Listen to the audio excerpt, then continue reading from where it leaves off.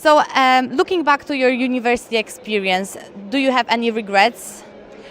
I think one thing I regret is not knowing how to learn. I look back and although I did pretty well in terms of my grades and I got into graduate school and went on to become a college professor, sometimes I look back at my undergraduate experience and wonder how I did it. And I realize I could have done better and I could have been much more efficient if I'd have known about what the science of learning has to say about studying. I was doing all the wrong things.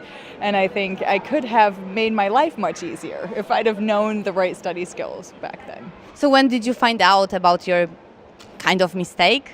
When I became a memory researcher much later, that there are strategies you can engage in to learn more effectively. For example, if you space out your studying so that you study 1 hour a day across 5 days, you get a lot more bang for the buck, so to speak, than if you study for 5 hours in one day. It's not the same. You get more information learned from spreading it out. And I didn't know that when I was an undergraduate.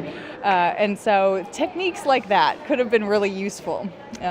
And what would you advise for students struggling with a lack of direction in regards to their future career?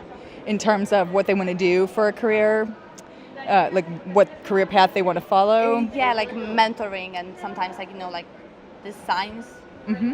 Maybe if there is a career center or someone who specializes in vocational psychology, there are some kinds of assessments that they can give that might help to figure out what the person's most interested in and what they're likely to be good at based on that. And so that could be helpful if you haven't figured that out yet. Maybe taking one of those types of vocational assessments could be helpful.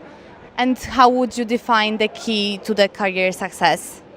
I would say the key to career success, it's really two parts. The first is finding something that you really enjoy doing. You don't want to spend your life doing something that you really hate. So you really should prioritize finding a career that you know you'll enjoy doing. That's the first piece. Then the second piece is once you've done that, you really want to give it your all and work very, very hard. And what was the biggest struggle that you've ever faced in your life and in your career life, and how did you overcome it? I would say probably getting into graduate school. I'm surprised I got in when I look back. I think it was just chance and I got really lucky.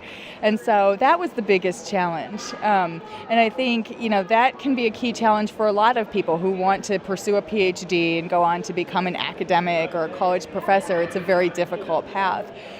It helps to get some research experience with professors in the field. It helps to, I don't know if every country has a test. In the US we have the GRE or the graduate record exam. That's a key challenge which you can prepare for. And so for me, I think that was the biggest challenge. And once I got past that hurdle, then I seemed to do very well. But that was a big hurdle. The biggest challenge, but at the same time, the beginning of your journey. Exactly, yes. So what's next for you? Oh, gosh, I don't know.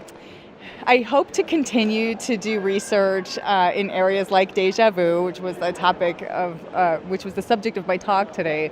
I study memory, and so there are so many fascinating things to study.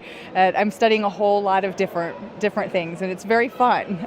So I hope to continue to explore these fascinating topics like déjà vu, tip of the tongue experiences are another, just weird phenomena that are experiences people have with their memories that seem very difficult to explain. I love to try to explore those and explain them scientifically.